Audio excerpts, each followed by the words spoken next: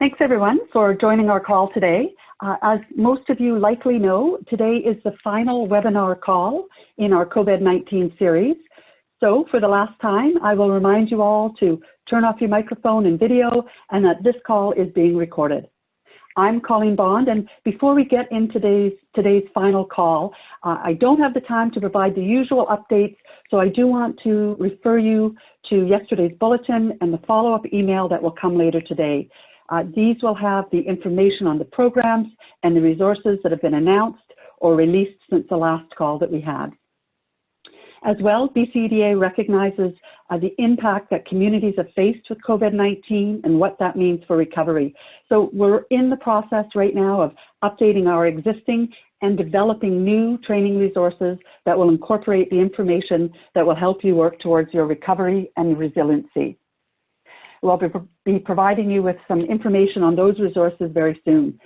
But now let's move directly on into today's call. I'm going to pass this over to the BCEDA's chair to introduce our speakers. So Maureen, I know that you're there, so please go ahead.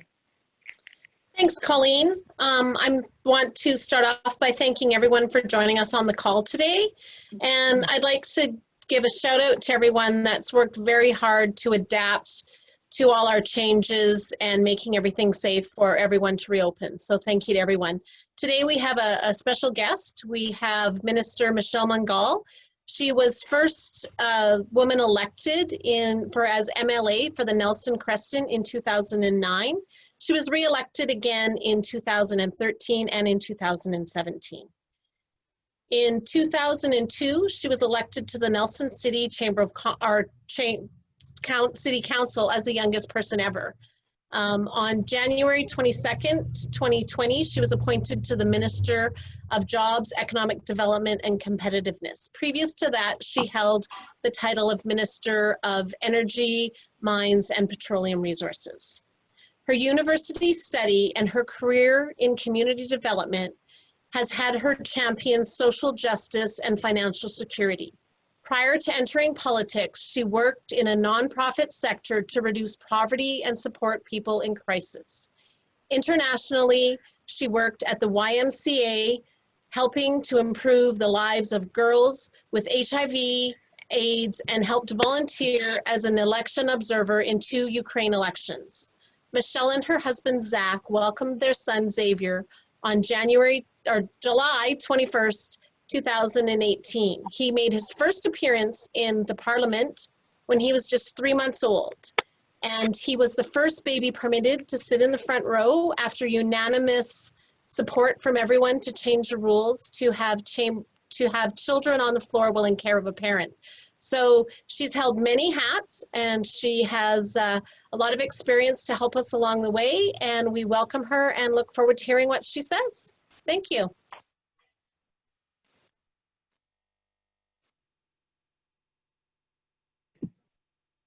Great, thanks very much, Maureen. I guess I'll take it away from here.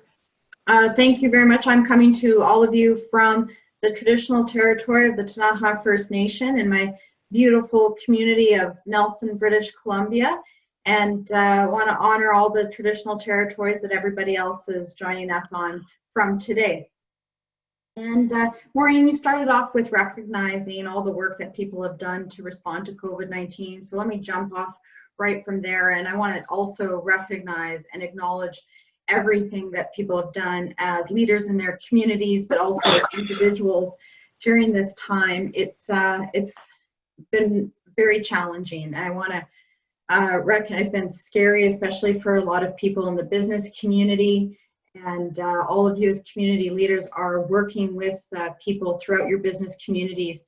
And you've had to hear a lot of very hard stories of hardship, and I have, and I know that it's hard to take those in. And so I want to thank you all very much for being there for people in your community and for the personal actions that you're taking to reduce the spread of COVID-19. We've been able to be the envy of so many jurisdictions in the world because of our citizenry. We've had wonderful leadership in Dr. Henry, but she's the first to recognize that if it wasn't the people of British Columbia taking her seriously, we would not have the reduced spread that we do in our province. So I'm sure, like a lot of other people, I am also very glad that we have moved into our province's restart plan to get things going again.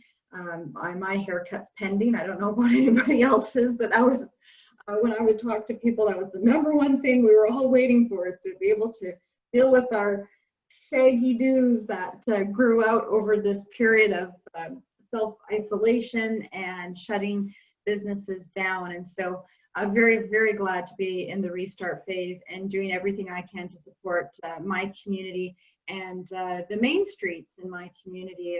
For those of you who haven't had the pleasure of visiting, whether it's any one of the main streets that I get to represent, they're all amazing. Nelson's is quite famous, Baker Street, and seeing it to get back into action a little bit more than it was before is so pleasing. So many people I care about are able to get their livelihoods going again, and I'm able to get out to a restaurant and enjoy some of the delicious food that we have here in Nelson. I know a lot of people are feeling the exact same way, and it's really heartening as their MLA, but also as a minister, to see how seriously the entire community is taking the restart and making sure that they are doing things safely, and that we are not risking another outbreak in our communities. We're not risking an increased spread of COVID-19 and therefore further setback to the economic development we're going to have to do going forward. So I'm just so grateful every day to see how amazing people are doing in all of this and how they're taking this so seriously. And one person, I saw this wonderful post on Facebook, and a lot of people have been misinterpreting all of this as fear-based reaction, and he pointed out that it's actually a love-based reaction. It's because we love each other and we care about each other and our family members and so on, and we care so deeply about our communities that we are taking these safety precautions. And I see that every single day, and it really embodies, to me, the phrase when we say we're all in this together. Seeing that every day, because we are all in this together. And that's the only way we're going to be able to recover from this. As we move into our conversation about economic recovery, I really want to emphasize that phrase, and it's a way of being, is that we are all in this together. And saying that, I think it's also really important at this time to talk about the racism that COVID-19 has highlighted, that still exists very much in our society, but also in our institutions. And I want to thank everybody who's on this call right now, who has been seeing the outcry for equality and for social justice in our world, and looking in themselves and what they can do to support that, and what they can do to challenge structures that exist in our society that allow for oppression of others. Race, of course, is one of those, gender another, sexuality another, and ability another, and poverty is also one, and it's a big one, and it cuts across so many lines. And that's why economic development and all the work that everybody on this call does is so important, because it is such an important I was going to say activity, but it's more than activity. Economic development is sowing the seeds of prosperity throughout our communities, and making sure that we have opportunities to lift people out of poverty, and people in poverty can lift themselves out of poverty. And so I'm really happy to be in this portfolio and working with people like all of the members of the BCEDA, and in terms of doing economic development for our provinces. And we've got, for our province and for our communities, and we have got a big job, a very big job ahead of us, but we're all up for the task, because like I said, we're all in this together. So with that, let's move along to the presentations, and I'm looking forward to the questions. Thank you so much. You're right, it is a big job ahead of us. We've got a couple of months behind us that was also a big job for so many of our communities here.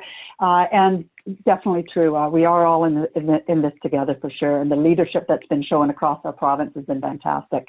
So we do have a number of communities who are here to talk about their experience during this pandemic and how their communities, regions, and businesses are doing, and you know, maybe what the province can do to assist. So first up, we have the Northeast. We have Mike and Jack. They are the regional development officers for the Northern Rockies Regional Municipality. And this municipality is the province's only regional municipality. It encompasses 10% of the province's landmass and is home to BC's largest community forest. So Mike and Jack, if you want to unmute yourself, if you haven't already, over to you. Okay, thank you very much, and welcome, Minister. It's great to have you with us today. My name is Jack Stevenson. I'm one of 2 regional development officers in the Northern Rockies Region Municipality, which is centered in Fort Nelson. So I'll just provide a quick lead-in to Mike's comments on what the Northern Rockies is doing and what our needs are due to the COVID-19 pandemic. The economy in Fort Nelson was in very tough shape well before the advent of COVID-19. In 2008, we lost our forest industry with the closure of Canfor's Polar Board OSB mill and the Takama plywood mill, and that was with a loss of over 400 direct jobs. Then in 2013, 2014, we saw the shutdown of most of the natural gas activities in the Horn and Liard River basins just east and northeast of Fort Nelson. So companies like Nexen, which is now CNOC, and Cana and Chevron slowly closed their operations and left town. So we had already seen the collapse of our resource-based industries and have been plugging away particularly on the forestry front in order to basically to stay afloat. We have lost businesses, we've lost jobs, and we've seen a reduction in population prior to the pandemic. Obviously, the pandemic caused a very negative situation to worsen, although I must say we have a very positive and resilient community. I will now turn it over to my partner in crime, Mike Gilbert, to discuss the present situation. Thanks, Jack. Good afternoon, Minister and others. It's a privilege to be able to talk to such an august group. As Jack said, we're speaking to you from a community that has been beat up pretty badly since 2008 and in round 2, 2012, as the oil patch and the gas patch shut down on us. We see our first means of salvation as developing something in forestry, and we've had a very successful partnership in the pursuit of, as Jack has pointed out, the BC's largest community forest with our First Nations neighbors, Fort Nelson First Nation. We hope to see that bloom into more economic activity. We've taken a one community approach. First Nation is across the bridge from us, and they've taken a very progressive approach as well. So we're trying to hold hands and get something done to pull one another out of the ditch economically. Likewise, we've tried to be somewhat innovative. We have, as part of our regional economic strategy, had initiated something that we're calling the Look North project. And Look North tries to take our geographic disadvantage in terms of distance to market and turn it on its head by facing 180 degrees north and considering what we might be able to provide to our neighbors in Yukon, Northwest Territories, and Alaska. And that is a project under development, but we've already seen it come to some fruition in the mini LNG projects that are taking off and preparing to ship LNG on what's essentially a pipeline on wheels headed north to service mines, industry, and power generation in Yukon. That is nascent, but it is growing, and I think it'll provide us with some stability. Tourism is another area for development. We have really untapped resources as far as tourism is concerned. And as we started to move forward, the situation with COVID certainly hasn't helped our prospects. It'll be a while recovering from that, but it remains on our regional council's list of high priorities. We'll continue to work forward with that. What has really been highlighted as a result of COVID is the issue of local food security.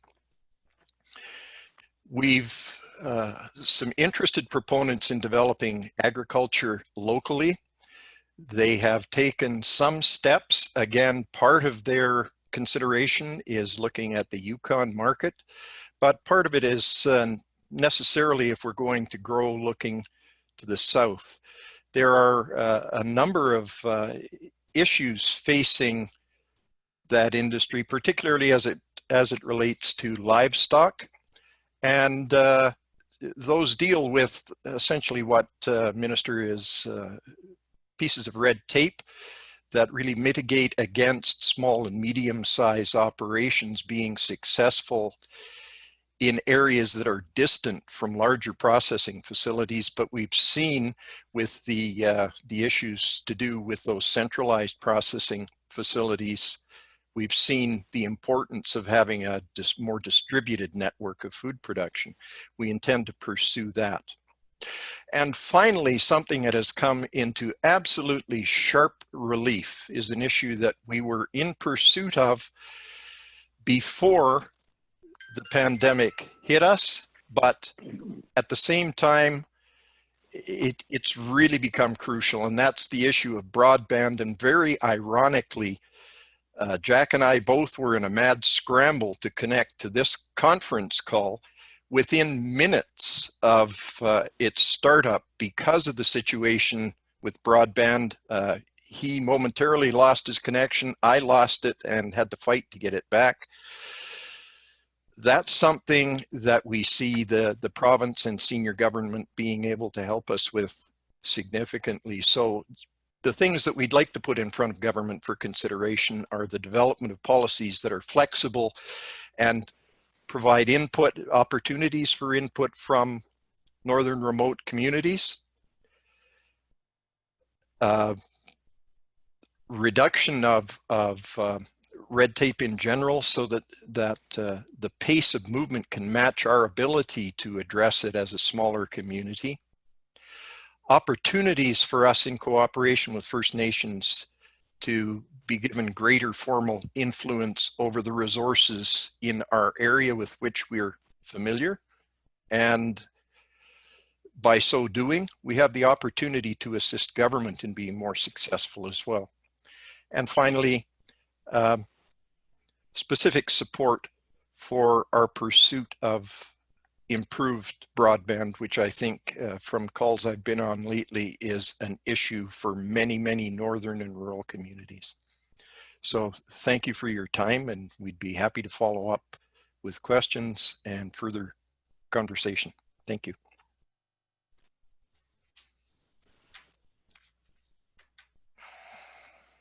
Thanks, Mike. Thanks, Jack. Some really good points that you've made there, and I'm glad you were able to connect to make those points. We move now to the Cariboo region and the city of Quesnel. Amy Reid is the Economic Development Officer there, and she has been working very hard during this time to ensure her community and businesses are well looked after. During this time, she's been a very strong leader in developing and implementing economic development activities to ensure her community and business challenges are addressed. So Amy, please go ahead. Great, thanks Colleen, and thanks Minister for joining us, and thanks for having me. So you can go right to the next slide. So first of all, what we've done to support our business community could not have been done just with the City of Quesnel. We worked with a great team, including our Community Futures, our Chamber of Commerce, our 3 BIAs that we have in Quesnel, and then we're later joined by the District of Wells and the Cariboo Regional District as well. We started talking back in the middle of March and got off to a start quite quickly. Next slide. So at that first call, we just talked about what we were hearing, what we were seeing, and what we were fearing for our business community. And thought of two immediate things that we could do. The first one was follow up on what had been done by Community Futures following the wildfires in 2017 and 2018. When there was money available from Red Cross, we found that the business community just didn't take advantage of that until they were walked through it by a business ambassador. The business ambassadors went door to door to door helping businesses, which we couldn't do during COVID. So we went phone to phone to phone and called out to our business community. The other thing was we had an existing Shop Local program, and a number of our partners also ran variations on Shop Local programs. So we really came together under one banner of our Love Quesnel program, with everybody contributing financially to that, so we could really ramp up what we were doing to promote the idea of shopping local and supporting local. Next slide. So with our business support hotline, we were really excited to be up and running by April 8th, and proud of that because we were up ahead of the province hotline, as well as now the federal government finally has one as well. We reached out to 755 businesses, which is just about our full business license list when we take out out-of-town businesses, multifamily housing, and professional offices like doctors and lawyers who we didn't think necessarily needed our help at this time. We completed 220 intakes. We were able to help about 50% of those right on the phone, and the other 50% made referrals, which have mostly been completed. We're now doing a second round of calls to those 220 businesses that we helped, and we're about 30% through that. Our tally as of this morning was around $600,000 that we had helped them to access and bring into the community. So the average this morning was around 1.9 million, but I checked again just before the call, and we're now over $2 million if we average out the amount we've seen so far. Next slide. So our Shop Local program, we use the hashtag #InQuesnel using our Love Quesnel platform we have through Northern Development Initiative Trust. That was launched on April 9th. We did 28 days of $100 giveaways and just had fantastic engagement. Of course, we couldn't encourage people to go out and shop during COVID, but we encouraged people to be thinking about our local business and really showed the love to our local business community. So we've got more campaigns planned coming up, but this first one was relatively inexpensive, but with great impact. Next slide. So some of the things that we're hearing in the community, of course, echoing some of the things that the Northern Rockies had said, in Quesnel, this is definitely a challenge on top of a challenge on top of a challenge. We've seen mill closures prior to COVID. We've had some temporary curtailments during COVID, and just last week another mill closure permanent was announced in the community. So our business community is concerned about that on top of the impacts of COVID. Also, definitely concern around, definitely concern around the delay in assistance for sole proprietors. We know there's funding coming, but details have been slow to come out. And then a lot of the programs being loan programs and businesses just not wanting to take on more debt, especially with the uncertainty around the forestry industry. Also, just our downtown is starting to get busy again, but businesses are just saying that the spending is slow to come in, and so whether or not people feel safe to shop, or whether they're just not sure what their finances are going to look like with the downturn in the forestry industry. Next slide. So our next steps are continuing with our hotline follow-up and keeping the hotline open for businesses that want to call in for support. We've got hashtag #InQuesnel campaigns planned for the rest of the year, with funding coming in from our partners. Our Chamber of Commerce has taken the lead on a Shop Quesnel Safely poster campaign so that businesses can communicate how to be safe within their stores. And then we right now, working with Community Futures and the Chamber of Commerce, have a question out to businesses to tell us what their top challenge is today, so that we can work together to address that, because it's certainly changed since the middle of March. Thank you. Thanks very much, Amy. We'll move further down the province and to the east. We will go to the Kootenays and Darren Brewer. Darren is the Business Development Coordinator for the City of Cranbrook. He's not only been working for his own community, but has been making sure to reach out and partner regionally during this time, as we said at the beginning, so well, Minister, that yes, we are all in this together. So Darren, if you're ready, please take it away. I am ready, thank you. You just introduced me, so yes, I'm Darren. I'm the Development Officer at the City of Cranbrook, and today I'll be speaking to you about the Kootenays, or as I like to call us, the last of the unplucked gems out here. So you can change the slide, please. So who are we? We're made up of the City of Cranbrook, City of Kimberley, City or Town of Canal Flats, Ktunaxa, DMOs, chambers, regional stakeholders. I know some of our team are on this call. I can give a shout out to Helen and Janice and Jerry and Ryan. All contributed a great deal to the project that we did here. So kudos to everyone that was involved. You can change the slide. So what did we do? We started an economic resiliency task force. It was created to develop an action plan to mitigate the economic impact of business during the pandemic. Our goal was to deliver resiliency initiatives during and post-pandemic. You can change the slide. So what did we do? We started in March, actually right after the BCEDA conference in Kelowna, funny enough. But in any case, we started back then. We launched a portal, My Kootenay. The idea is you could send your direct questions to our elected leaders. We presented our ERTF framework on a BCEDA provincial call many weeks ago. Hosted a virtual town hall with our local business community.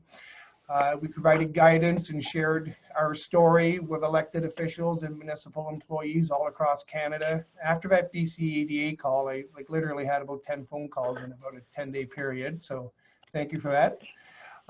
We've launched the Shop, Live, Be Local campaign, which is being spearheaded by our Chamber of Commerce. And we launched the Heart of the Community project. If you can change the slide. So these are just some images from our Live, Spend, Be Local campaign. You can change the slide again. This is the Heart of the Community. We had a local photographer, Morgan Turner, interview local businesses to talk to them about how they were affected. There's an Instagram social media program, and these are just some pictures. See Chad Jensen there from New Dawn, some of the team from ACOM in these pictures. But in any case, these are the people in our community that are trying to make a difference. You can change the slide.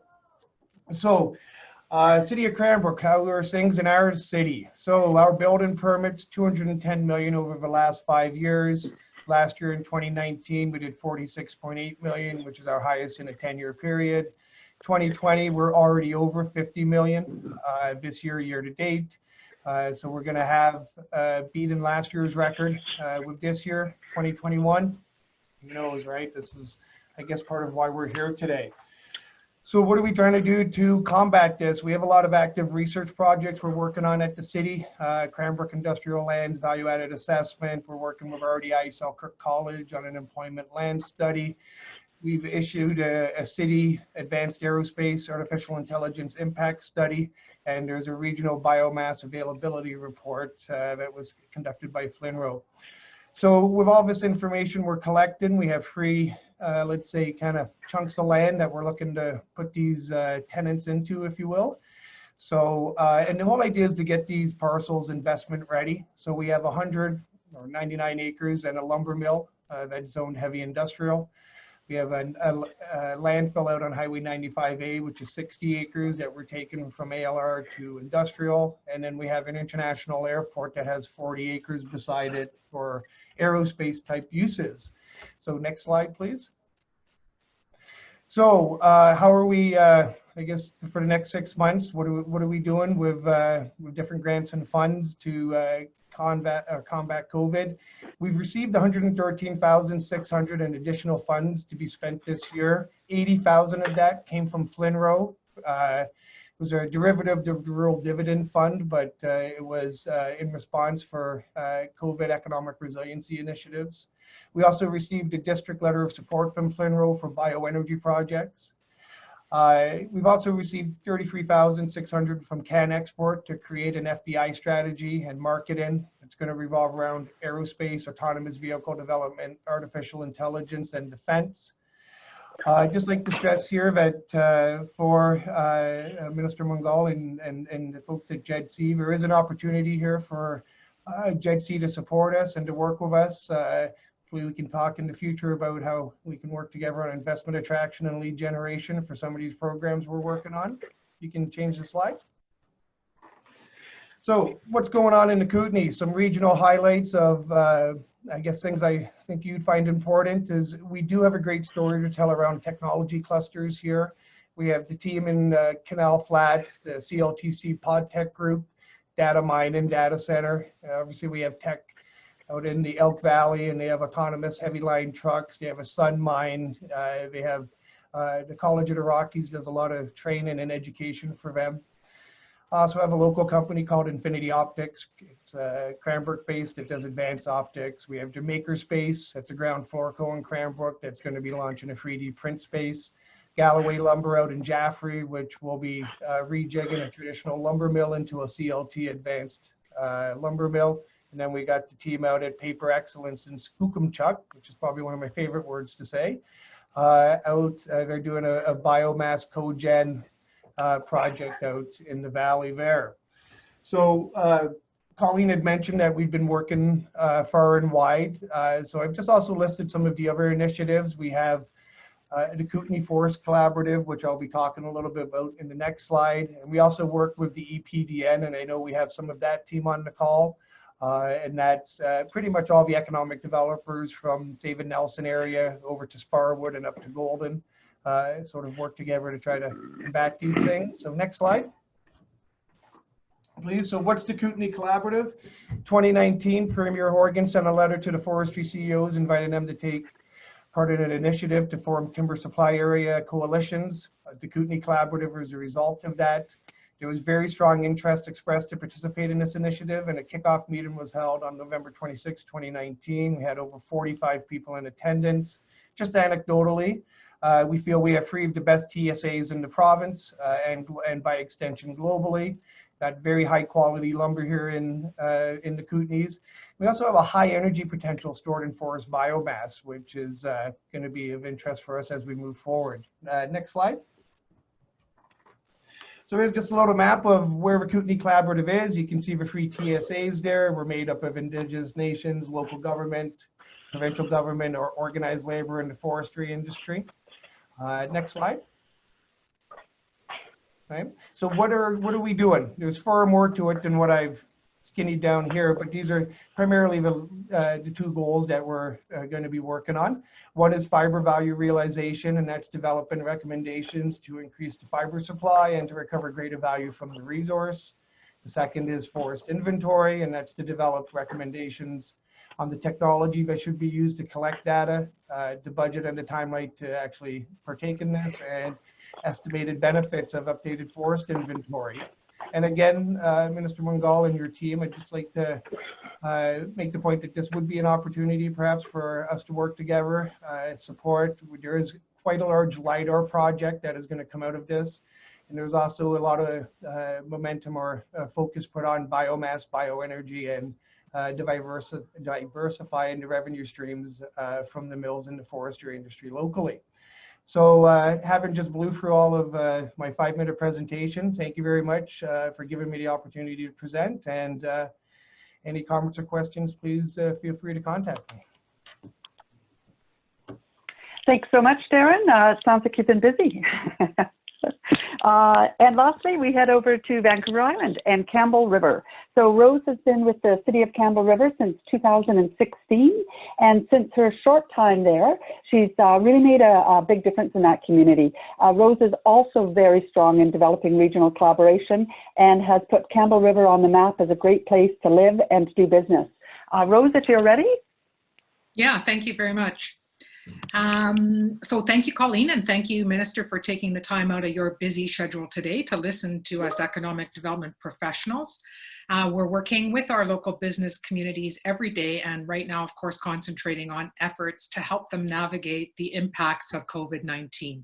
So again, yeah, my name is Rose. I'm from the City of Campbell River, but I'm also the president of Vancouver Island Coast Economic Development Association. I'll speak a little bit about that in a bit as well. So COVID-19 has highlighted what we already know. Access to high-speed enterprise-level broadband is critical for economic development. And in fact, this isn't the first time you've heard that today.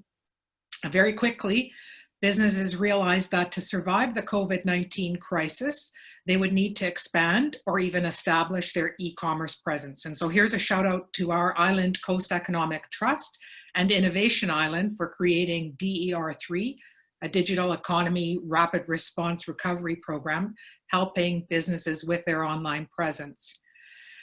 Businesses, and therefore the economy, can't grow without internet access. And yeah, I do mean communities that have limited or no access to the internet, but I also mean communities like my own city of Campbell River, where in 2015, a business case undertaken by the city determined that while we had access, we didn't have access to affordable and enterprise, so equal upload and download speed. And this really increases that urban and rural divide. So the city of Campbell River has invested in infrastructure, our CR Advantage, which currently is available in a downtown loop. I take many calls from businesses who would like to have access to CR Advantage beyond that loop. And so we know there's a demand for expansion. And while the city has already made capital investments in the fiber, our communities need access to funds, and again, you've heard it already before, to expand on projects like CR Advantage. Of course, COVID-19 has impacted all of our budgets, and including our local government budgets. So we invite the province to accelerate their support for affordable connectivity in our city and other island communities, to help our businesses recover from the impacts of COVID-19 and to help diversify our local economies, which of course means a stronger economy for British Columbia. So I want to speak a little bit about regional work my economic development colleagues have undertaken. So you can go to the next slide, please. In 2018, 8 Vancouver Island communities as part of BCEDA recognized the opportunity to grow technology and innovation ecosystems as a way to diversify our economies, which are often dependent on resource industries. These industries, of course, remain important to our economies, but we look for other opportunities. And so the first project undertaken by the BCEDA subgroup was a tech attraction strategy, which also identified access to affordable broadband as key to diversifying local economies. In 2019, the group of communities began work implementing the strategy, and I'm super pleased to announce the launch of techisland.io as the first action item undertaken by our BCEDA communities. Because we know by marketing our region as a corridor of vibrant, small and mid-sized communities, we're able to build on our assets and infrastructure and supports to offer a wide range of technology-related investment opportunities. Our community's collaborative and supportive approach also ensures retention, and you can see that if you take a look at the site that showcases successful businesses that already are on Vancouver Island. The new site highlights all the reasons companies should choose Vancouver Island to grow their tech companies: affordability, space, lifestyle, the island's excellent transportation network, and proximity to major tech hubs in Vancouver, Seattle, and the Silicon Valley adds value to the region's competitive position. We see it happening already and know there's room for growth in clean tech, digital media, aerospace technology, and digital health, to name a few. And we know Vancouver Island provides an affordable, youth-friendly, high quality of life for families and companies to grow. So, Minister, again, I thank you for your time. I hope this has given you a glimpse into the work that we're doing in Campbell River and collaboratively with our communities on Vancouver Island. COVID-19 has highlighted the need for growth in technology and access to affordable broadband. And so I hope that we can continue to work together and look forward to other opportunities to discuss economic development on Vancouver Island.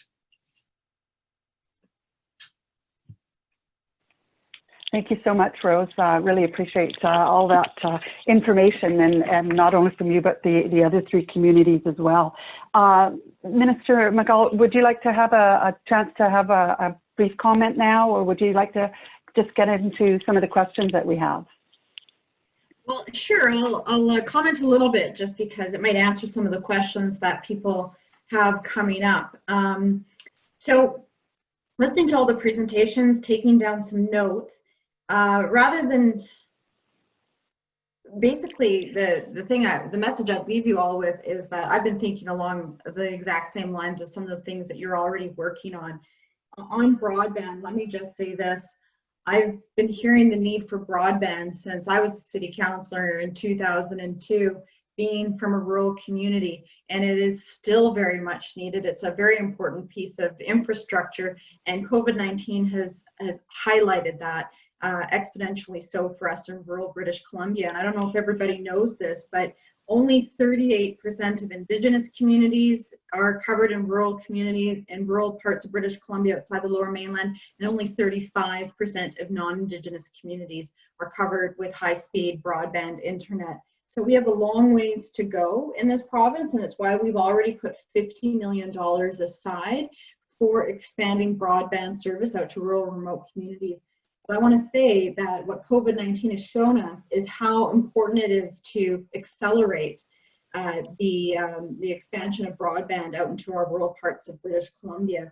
And for Rose, for Campbell River, what you guys have done, which is lay that broadband in the downtown core as a way to attract the tech sector. I see Councillor Keith Page from Nelson is also joining us, and he can tell you that's exactly what we've done in Nelson as well, and to huge success. As a result, TELUS is looking to expand its 5G network here, and we don't see a lot of that kind of early interest for utilities in our community.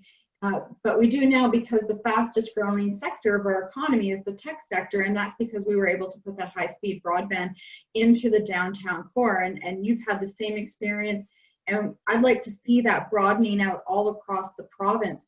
But then you start to ask the question, well, what kind of tech companies are going to be growing in the different ecosystems around the province?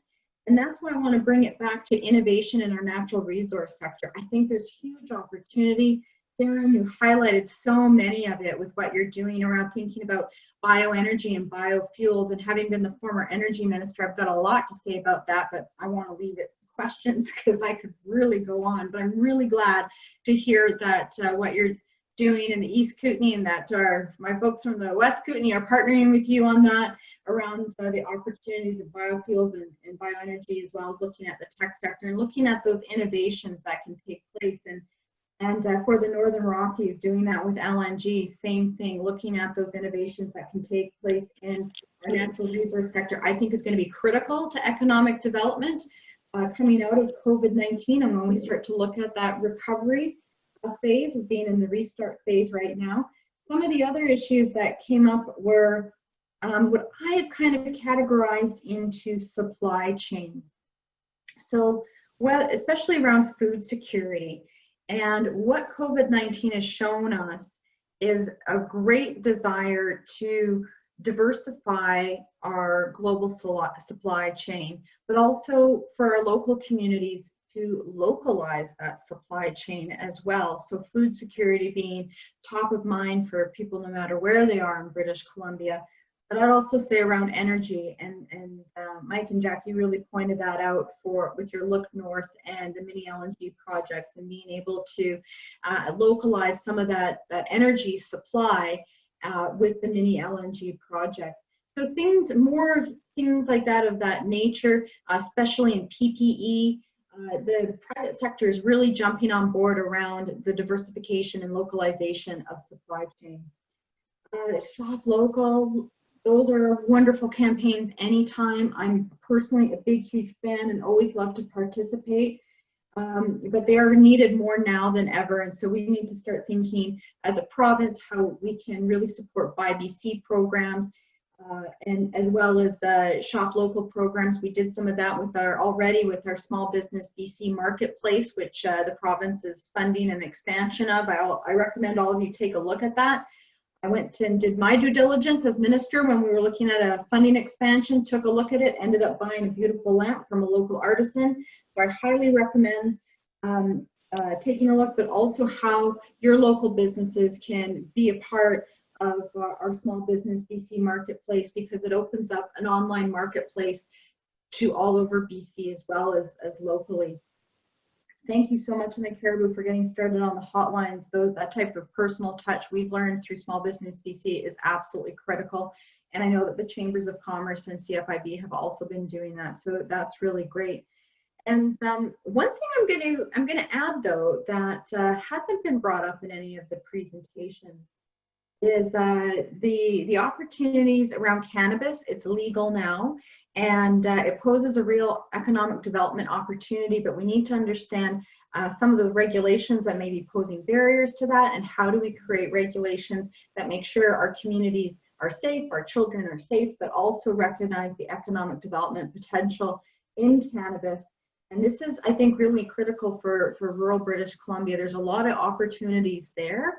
And we've seen a lot of success in our local community futures here in Nelson with our program in working with cultivars and people interested in retail and supporting them in moving into a legal market. It's been very successful, and it's going to pay dividends from a community economic development perspective and job creation, particularly at a time where we're seeing such a massive loss in jobs, and we're going to need to start to recoup those job numbers. And I think we might be able to do that through the cannabis industry, it being a relatively new industry. So I wanted to add my 2 cents into all of this as well, and that was it. But thank you guys so much. Looking forward to the questions.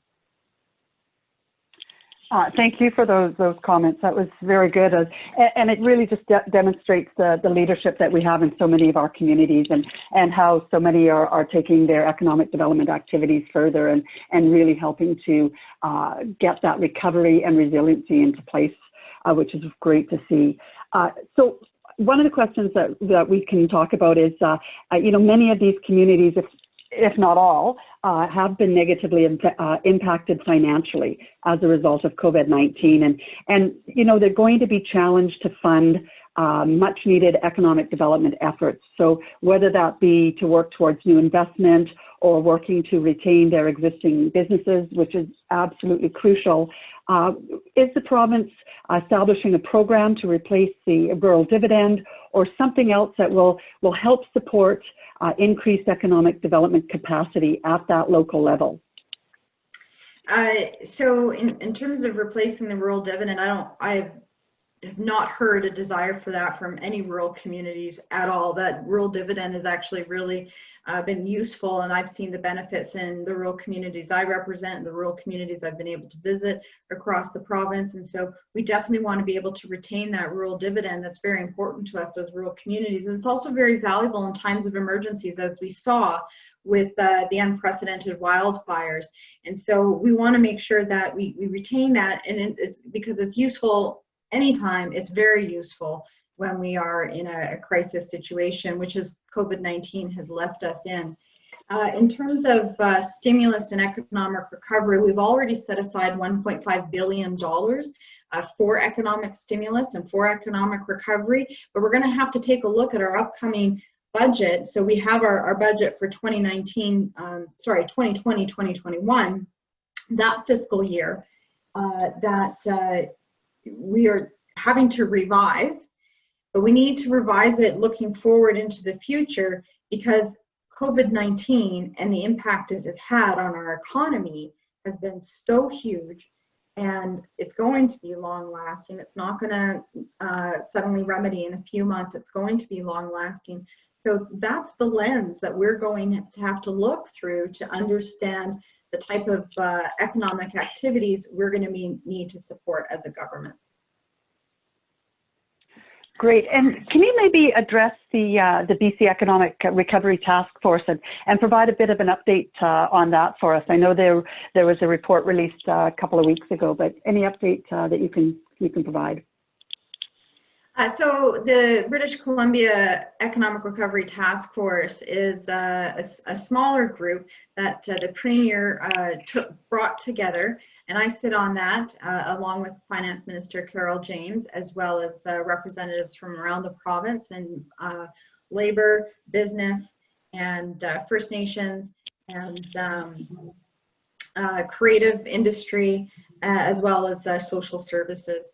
And we're meeting once every week, and we've moved to once every 2 weeks as we start to restart and have to get back to other things. But we're meeting regularly so that we can look at it. It's not just looking at economic recovery into the future, but looking at the baseline that we're going to be recovering from. And British Columbia our government's been very, very mindful of that baseline from the very beginning, and working with the provincial health officer, Dr. Bonnie Henry, in making sure that we have a good base so that we can have a good a good restart and then a good economic recovery. And that's why British Columbia didn't shut down as much as other provinces did, because we wanted to make sure that we had an economic base, but we wanted to make sure that everybody was doing everything safely, and we already were building that culture, and we did do so successfully. So going forward, the Recovery Task Force continues to meet. We continue to analyze the current situation, but also looking into the future in terms of what is going to be needed in our communities to make sure that we're resilient and that we're able to rebuild. Great. And we had a question a little earlier on, and you talked about it, that, the reason BC was so successful was some of those safety measures, or the safety measures that we did put into place early on and have stuck to. And we're all really grateful for that, for sure. But now, is it time to start to move beyond that messaging of safety and looking at, most of the people who are impacted are elderly, 75 plus, the jobs that have been affected, and the challenge that some of our industries have seen, the restaurants, the travel, tourism, that sort of thing. So what are you doing as a province to move us forward beyond this messaging and help to reopen the economy more? Colleen, I'm going to take a little bit of issue with the question, because I really want to emphasize how unwise it would be for anybody to not heed the words of Dr. Bonnie Henry and not follow exactly what she is prescribing for us when it comes to addressing this pandemic. We couldn't have a better expert at our helm. And I think that the proof is in the pudding on that one. And so I'm not going to be stepping aside from what Dr. Henry's leadership on this and shifting messaging when she is telling us to be very cautious, that we can restart, we can go get our haircuts, we can go out to restaurants, but we must do so safely so that we can prevent a second wave. Every pandemic has had a second wave. And so if we want to prevent further economic shutdown because of a second wave, we have to take this extremely seriously. And I cannot emphasize that enough. Mm-hmm. Yeah.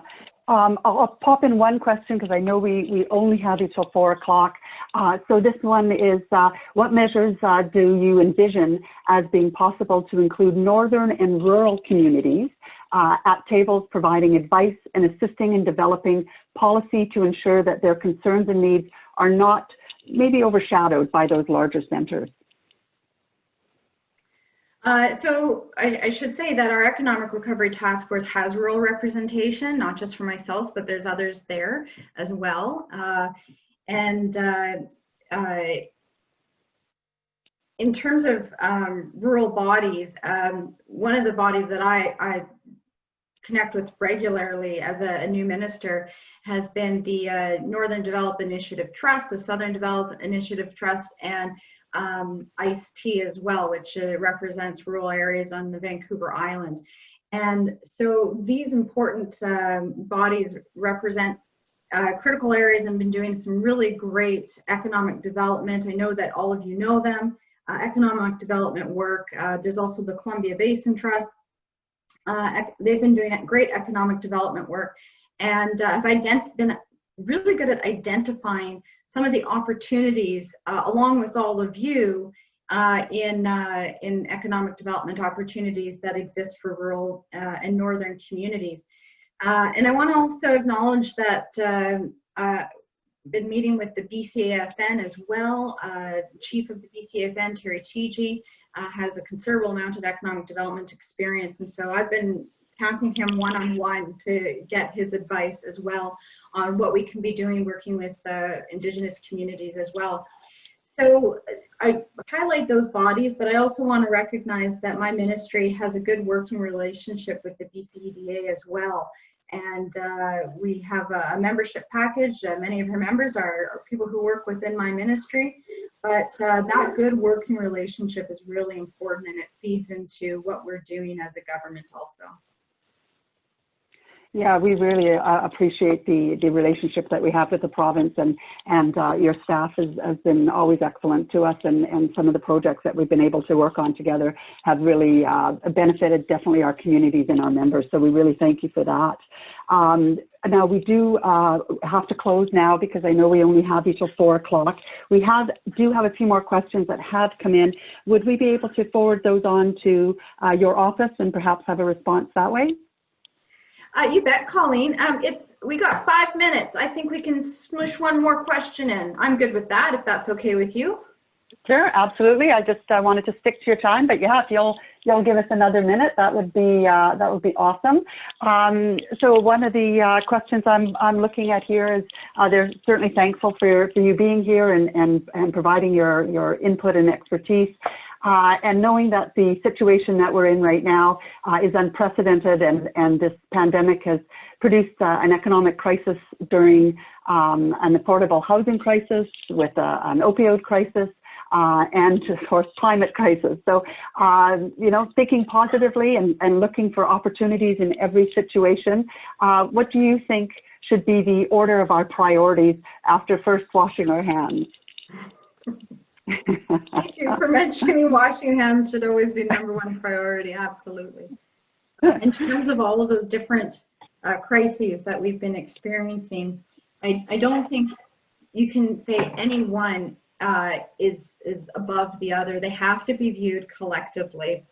If people don't have a home, an affordable home, or someplace where they can lay their head at night, they're not benefiting from any economic recovery. We need to make sure that they have the basics. If somebody is sick with addiction, we need to be able to support them into recovery. Nobody wants to lose a loved one to addiction.